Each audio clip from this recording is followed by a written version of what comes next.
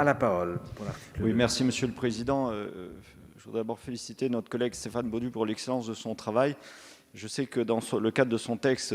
ce sont certains cas limités qui sont prévus, mais puisqu'à l'article 2, nous parlons des élus locaux, je voudrais attirer l'attention du gouvernement et de notre ministre parce qu'on a énormément d'élus locaux qui, après des catastrophes naturelles, mettent en œuvre ce qu'ils peuvent faire pour essayer de se parer du sort à l'avenir. Moi, je représente un territoire, le Var, ma collègue Sereine Mauborgne, qui est dans l'hémicycle, pourrait en parler aussi bien que moi, et l'Est Var en particulier, qui a été frappé par les pires catastrophes. 2003, les incendies, 50 000 hectares, des inondations à répétition, 2006, 2010, qui ont été les plus meurtrières de France, 25 morts à Draguignan,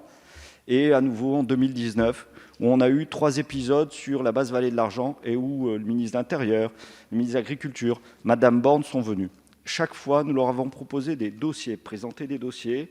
qui ont été élaborés par toutes les communes de tout le bassin versant qui se sont réunies depuis 2010 en un syndicat de manière à porter ces dossiers.